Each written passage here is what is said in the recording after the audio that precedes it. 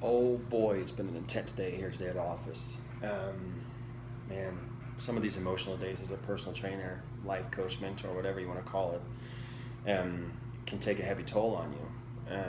I had two people today come in just with deaths in their families, and one in their family and one with somebody really close to them that died.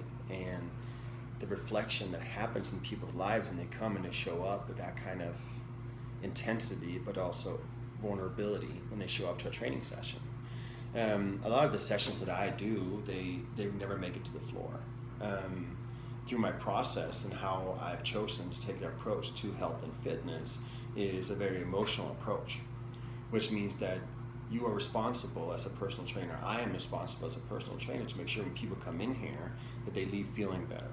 Not just looking better or killing them in a workout, but actually feeling better when they leave. And so a lot of studying that I've done, the books that I've read, and I continue reading the hundreds of books and the personal development and everything I do on my own, is to make sure that I can be there for people and I can listen and I can make sure that I can relate to anybody.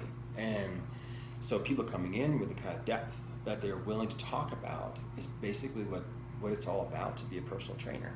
You know, you got two different kind of personal trainers. You either got a rep counter or you got a life changer. You know, who do you want to be? And for me, I know what I want to be. You know, I know why I'm in this. I want to change lives. I want to make sure that when people leave here, that they got something from me.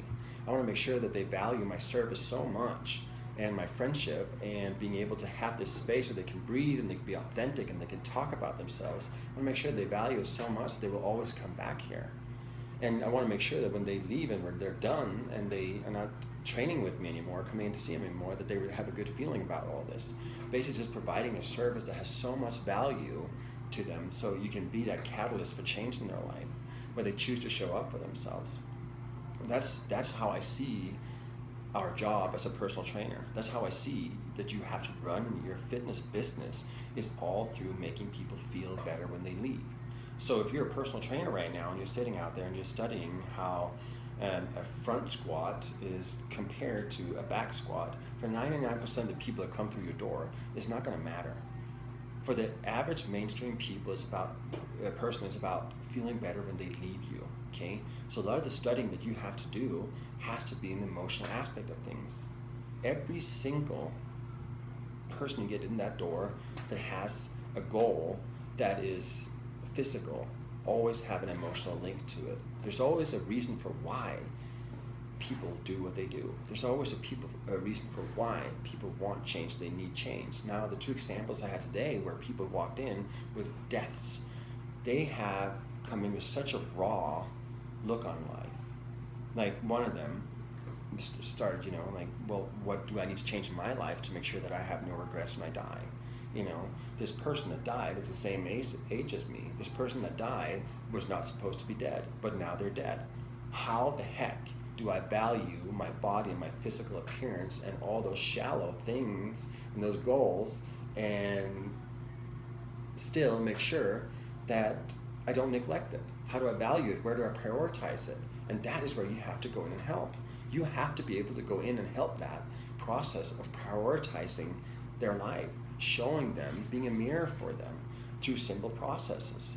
Those are some of those processes that I will teach in my seminars. Those are the processes that I will teach in my e-course. That's a process that's in my book. And that is your job. That's what you have to be accountable for, is to make sure you have to do that. You are not a therapist. That's my disclaimer for everyone. I tell everyone who come in, I am not a therapist. That's not my job. I'm not trained. I'm not licensed to be a therapist. But I am a listener. And I will be a mirror. And I will have some tools that people can be able to have a self-discovery journey within. And so a lot of times where people get lost in are their priorities. We get swallowed up in this world that's saying, well, my physical appearance is super important to me because that's what society tells me, especially when it comes to females. Men as well, there's an obsession about that, but it's a little bit different. More normally that's more, in the career department, and then making sure that the emphasis is put on that. But all those things are things that nourishes the ego. Okay, for women, it's the insecurities that that drives them to do certain things that is not really their truth. It's not really what they want. So making sure that you put that up in front of people and saying, okay, so right now you're spending X amount of time on exercise. Well, how are your relationships around you? Are you happy? Are people around you happy? What's important to you? All those kind of questions is what your job is. Your job is to feed them those things so you can make sure that you program design for them in a way so that you don't set them up for failure. If you start setting them up for failure by saying, okay, well, 2 hours of cardio a day and you have to be at the gym like XYZ, and then you have to meal prep, and holding them accountable to those things, but what you're holding them accountable to makes their life fall apart, then you are not doing your job. You are not, as a personal trainer, living up to the responsibility that you were given when they signed up with you. Your job is to make sure that you take what the people are saying to you, you make sure that you dive deep into their goals and their whys, and you take that information, and then you make sure that you write that down. And whenever you need to help people prioritize their lives, or they feel like failure because they haven't have compliance because their mom freaking died, so what? That's life. That's called balance. Yes, diet suffers. So, your mom just freaking died. Don't hold people accountable to those things that are not important in that moment. That doesn't mean that they have to let themselves go, but empower people to get back on track. Help them remember their why they're doing what they're doing. Not degrade people because they didn't follow their meal plan. No, saying, okay, well, what do you want now? What's important to you? What can you control? Those kind of conversations are so much more important to have with people, so you empower them, so you become a catalyst for positive change. You become an oasis for them to be vulnerable at. That's what this is all about, and that's what you have to do, especially if you want to be successful.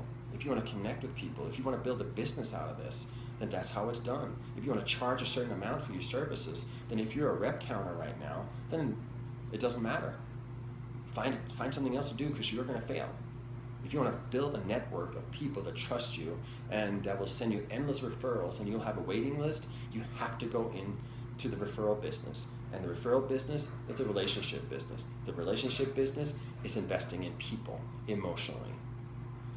If you invest in them emotionally, they will trust you, which means that the tools you have, your program designing for their workouts, their diets, how to lose weight, they will trust that. Even when they hit a plateau, they will trust you to do something different with them. But those tools don't matter. Whatever you're good at don't matter unless you invest into the relationship with people. And that is the number one thing that I see is success for a personal trainer. And that's the kind of person you will have to be for you to live up to your passion and for you to be fulfilled in your job at the same time as you're making money, at the same time as you're helping other people. A little bit of reflection on a simple thing, but this is also why, like, my process. This is why I do what I do, but it's also what I want to teach everybody else how to do. Because I know hundreds of personal trainers who fail. The turnover rate is outrageous in this industry because of this. People end up as rep counters. People end up with their ego wanting to be stroked, and guess what? It's not about you. It's about that client that comes in. It's about making them feel better when they leave, and that's it. So if there's things that you right now in your business or in your behavior or how you do things you have to evaluate, then now's the freaking time, or else it's going to be too late. It can be too late. You can drive people out the door that you can have amazing relationships with. That one person that you helped be a catalyst for changing their life might refer you 100 people, or know someone, or do something that's going to take you to the next level. And that's not to have a self-investment in things, but that's about being smart.